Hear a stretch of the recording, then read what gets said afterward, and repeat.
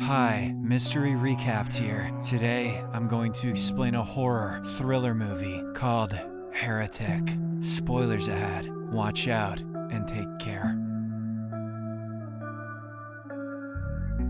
The movie opens in a public park where two Mormon missionaries, Sister Barnes and Sister Paxton, are having a conversation about pornography. Barnes comes across as the more experienced one at Mormonism, not pornography, as she has converted at least 7 people in the last month alone. Paxton seems more naive, although she is blindly faithful to her religion. She discusses how she felt bad for the actress in the pornographic movie that she watched. It is then revealed that they are visiting people who have previously shown interest in their church.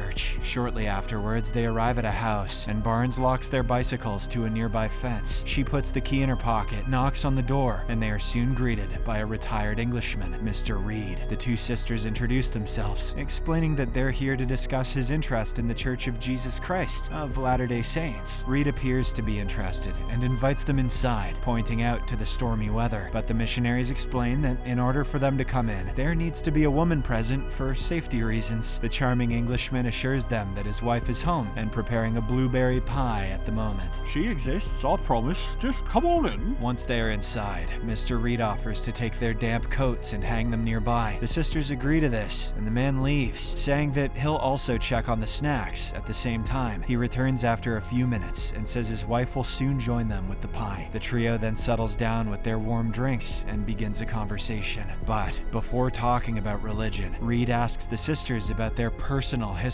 Paxton shares that she was born and raised in the church, while Barnes says her mother was a convert. After her dad passed away, they tried attending a few different churches, as they were unsure what path to follow. Reed shares that he understands the struggle of finding faith, admitting it's a personal challenge that he's faced for a long time. He then turns to Sister Barnes and asks how her father passed away. The latter seems a little taken aback by the personal question, but replies that it was Lou Gehrig's disease. Mishearing what she just said, Reed cracks a joke about blueberry disease. He, however, quickly realizes his mistake and explains that he thought Barnes was making a pie-related joke. Paxton tries to salvage the situation by saying that she would like to return as a butterfly after death. This would allow her to stay close to loved ones, and she would land on their fingertips as a sign. Despite the awkward moment, Reed shifts the conversation to religion, initially expressing respect for their faith, but his tone soon shifts as he delves into controversial subjects like the history of polygamy in Mormonism. Barnes explains that polygamy was once a spiritual mission to help the Mormon community grow after hardship and bloodshed. She adds it was removed from the church because it was no longer necessary. However, Reed refuses to let the topic go, despite noticing that the two missionaries are visibly uncomfortable. He doubts the reliability of biblical revelations if the people that propagate these teachings are flawed, sinful humans. Furthermore, Reed asks how anyone can be sure if their religious teachings are true. Paxton calmly answers that she believes her religion because of how it makes her feel. As the conversation progresses, the missionaries realize Reed is more interested in imposing his views than listening to theirs. Barnes then interrupts his monotonous tirade and asks to meet his wife again. Reed hesitates for a split second, but agrees to speak with her and leaves the room. When they are alone in the living room, Barnes casually checks the candle placed on the table. The label reads that it is blueberry pie scented, which means that there is no wife baking a pie, or he just really likes blueberry pie. This suddenly makes Barnes realize that Reed has been deceiving them all this time. She relays this information to her friend, and both conclude that his intentions are not good. When Reed eventually returns, he has neither the pie nor his wife with him, and instead invites them into the kitchen. They refuse the offer, and Barnes makes up a lie that they just received a call from the church. Disappointed, Reed heads back inside and says that he will tell his wife that their guests are about to leave. Barnes waits for them to go away, then tells Paxton that they must leave immediately. The two women rush towards the exit without their coats, only to find the door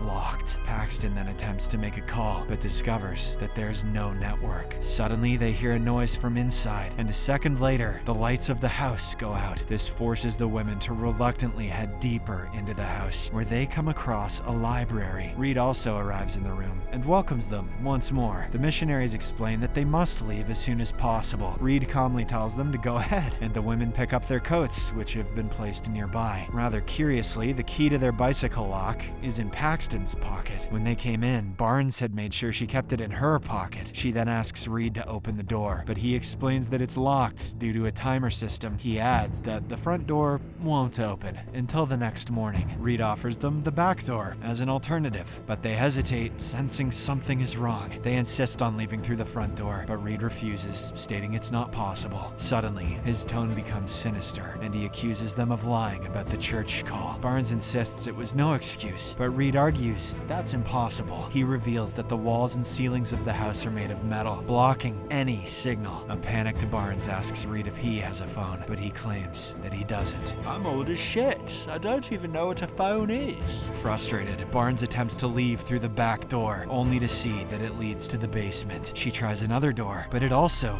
leads to the basement and not an exit. Feeling trapped, Barnes insists that the president of the state knows they're here. Paxton then makes up a story, adding that the police saw them arriving in front of the house. They demand that Reed let them go, warning that he could get into trouble. However, he dismisses their concerns and finally reveals his true intentions. Reed says that missionaries sell their ideas to others, but today he will sell them his. Attempting to break their faith through logic, Reed announces that there is no God. Following this, he writes belief on one door and disbelief on the other. If they still believe in their religion even after his arguments, they should go through the believer door, but if they agree with his viewpoint, they should choose the disbeliever door. A terrified Paxton thinks that agreeing with Reed will allow them to leave safely. She quickly admits defeat, praising the Englishman for his intelligence. She then says they should leave through the path of disbelief. However, Barnes remains steadfast in her faith despite being fearful. She cross-examines Reed's arguments and disproves him, choosing the path of belief. She asks Paxton if she still believes in God, and the latter confirms. Barnes then holds her friend's hand and leads her through the belief door, but to her horror, Reed locks it behind them as soon as they reach the basement below. As the two women move further inside, they grow anxious, realizing there's no way out. Things get even more creepy when suddenly they hear footsteps approaching. Barnes had grabbed a small knife while Reed was busy lecturing them in the library above. She hands it to Paxton and hatches up a plan to defend themselves. She explains that when she says the code word magic underwear, Paxton should attack Reed with the knife. She couldn't possibly have come up with a more sus code word. However, when the door opens, a woman in a gray dress appears instead of Reed. She appears ghostly, malnourished with visible bones, and is holding a lantern in one hand and a blueberry pie in the other. Both women are initially frightened, unsure if she's a ghost or a human. Just then, through a speaker in the wall, Reed announces that they are about to witness a miracle. He reveals that the woman in front of them is a prophet, and the blueberry pie in her hand contains poison. She will eat it, which will cause her death, but by God's miracle, the woman will be revived. Right on cue, the woman eats the pie and soon falls dead to the table. Reed continues to claim that she will come back to life, but he is interrupted when the doorbell rings. He thus leaves to attend the door, giving Barnes and Paxton an opportunity to act. They rush to the cell door, shouting loudly to alert whoever is outside, but Reed has soundproofed the house, preventing their voices from reaching the outside. They then try to burn a cloth with a matchstick, hoping the smoke will create a signal. Meanwhile, a man from the church has arrived at the main door, asking about the two missionaries. That's not a churchman, that's venom. Reed makes up a story, saying two young women did come to his gate, but returned almost immediately. It is then revealed that he had already removed their bicycles to prevent any suspicions. His story convinces the church worker, who promptly leaves. Back in the basement, Barnes and Paxton continue with their plan until they succeed in creating smoke. Right at this moment, the dead prophet suddenly comes back to life, shocking both women. Reed also returns a few seconds later and takes the prophet away. He is ecstatic and asks the two missionaries to describe what they just experienced. Barnes, however, realizes that Reed is using psychological tactics to undermine their faith. She refuses to be deceived, stating that what happened wasn't a miracle, but merely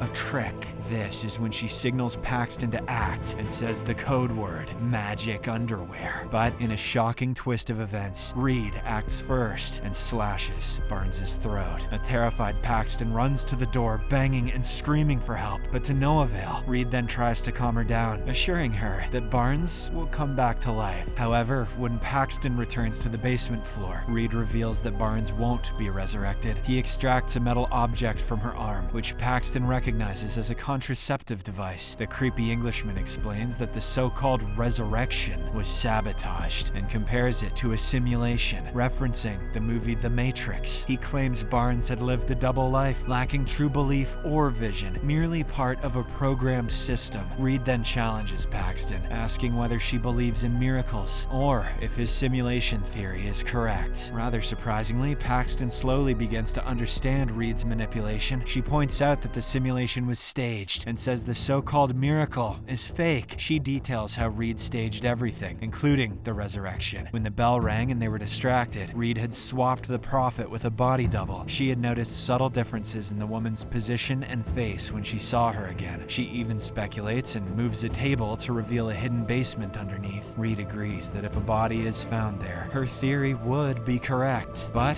there's only one way to prove it. She must enter the basement. Determined to discover the truth and escape, Paxton boldly agrees to go in. Reed tells her to enter only if she wants to know the one true religion, and Paxton enters without hesitation. She descends into the basement where she finds the woman's dead body. This proves her theory right, and she loudly exclaims that she knew it, but a salty Reed says nothing and simply locks the cellar behind her. Nonetheless, Paxton proceeds further inside, driven by the need to uncover the truth. She soon finds a door at the end of the room, secured by her bicycle lock. She uses the key in her pocket to open it, revealing a secret cellar where Reed has kept many women as prisoners. Just then, Reed appears behind her and asks if she found her answer. Paxton finally realizes everything and explains how Reed had been manipulating them from the start. She recalls how when they first entered the house, Reed seemed to speak to his wife, but he was using that as an excuse to take the key from Barnes's coat and move their bicycles. Paxton initially thought Reed had accidentally put the key in her pocket, but now she understood it was intentional. He knew she would use that key to open this door. This means she isn't here by choice, but because Reed manipulated her into the situation to control her beliefs. Upon hearing this, the Englishman confirms that his one true religion is control. He admits that he enjoys controlling others, just like religious institutions do. Paxton looks around and sees several captive women in cages. She feels sad for them, but Reed tells her that it was the women's choices that brought them here. As he continues to bully Paxton, she breaks down and starts crying. Then,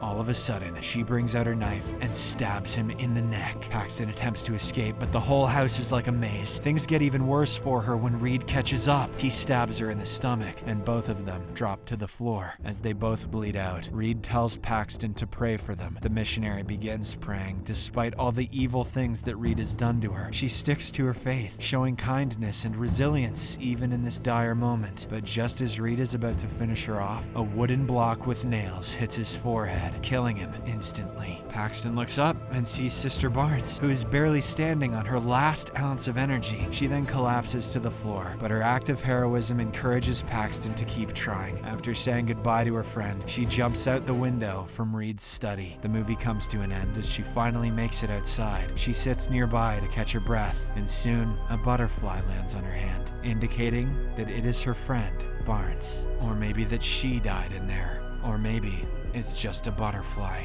Or maybe it's just a movie.